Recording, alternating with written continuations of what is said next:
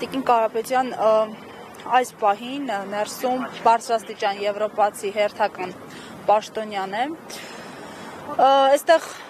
ակցիա իրականացվեց, արձագանքները ձեզ կլինեն, որովհետև մենք նմանատիպ ակցիաների արդեն փորձ ունեցել ենք եւ այսպես էլ արձագանքների ականատես եւ ըմկնդիր չենք եղել։ Տեսեք, շատ տարօրինակ կլինի, եթե չիրականացվի ակցիա եւ շատ անբնական ու անհասկանալի կլինի, երբ մեր խորհրդարանական դիվանագիտության շրջանակներում նաեւ մեր լոբիստական կազմակերպությունները փորձեն դրսում խոսեն քաղաքական բանտարկյալների մասին, իսկ ներսում որևէ ակցիա չիրականացվի։ Այդ տեսանկյունից շատ կարեւոր են նմանատիպ ակցիաները եւ ինչքան շատ լինեն տարբեր նախաձեռնություններ, տարբեր ֆորմատներով, կարելի է մենակ ակցիա անել, լուռ ակցիա անել, մեծ ակցիա անել, բայց բարձրաձայնել անընդհատ եւ դռներ փակել պետք է։ Ինչ վերաբերում է արդյունքներին, ցավոք արդեն 8-րդ տարին է լրանում, ինչ մենք տեսնում ենք, որ միջազգային կառույցները կարծես թե շեղվել են իրենց իսկ որդեգրած ժողովրդավարական եւ մարդու իրավունքների պաշտպանության ուղուց եւ հենց միջազգային կառույցներն են, որ ռեկորդակիր երկակի ստանդարտներ են կիրառում եւ հենց հատկապես մեր երկրի վրա մենք դա զգում ենք եւ զգում ենք շատ վատ։ Եվրոպայի խորհրդի խորհրդարանական վեհաժողովի այս վերջին Progress Report-ը, որը մենք կարդացինք ու ապշեցինք, թե անցնող տարվա մասին էր այդ զեկույցը, անցնող տարում Հայաստանը մարդու իրավունքները թաղելու ռեկորդներ է սահմանել եւ քաղաքական հետապնդումների երևի թե տարածաշրջանում անցել է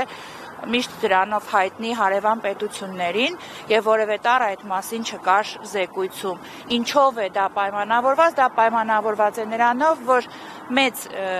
գեոպոլիտիկ խաչմերուկներում մեր երկիրը կորցրել է իր տեղը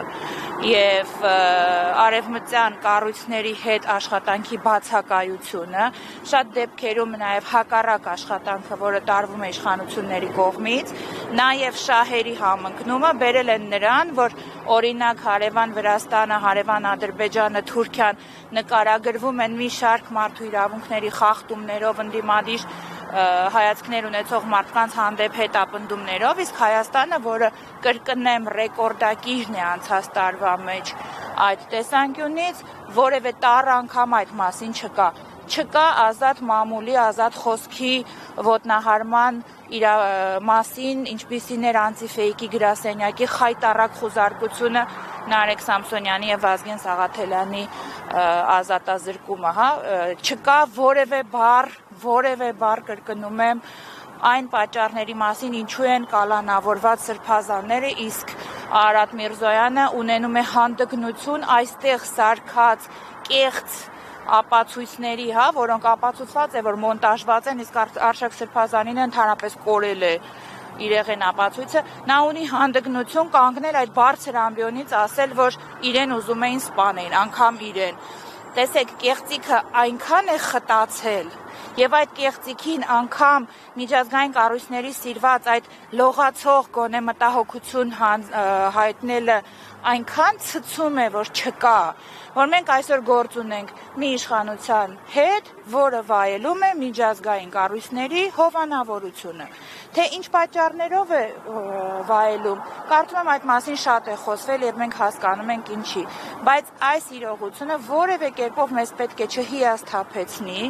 մենք պետք է շարունակենք պայքարել, մենք պետք է մեկ առիթով եմ ասեմ, պաշտպանենք եվրոպական արժեքները եվրոպական կառույցներից։ Մարդու իրավունքների հանձնակատարը, որը այստեղ է գտնվում, պետք է պարտադիր տեղեկացած լինի, որ 15 օր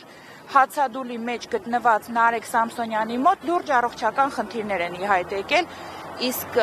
ինչպես մենք տեսանք զարգացումներից, որևէ տառ, որևէ արձագանք, որևէ այց, որևէ մեկի կողմից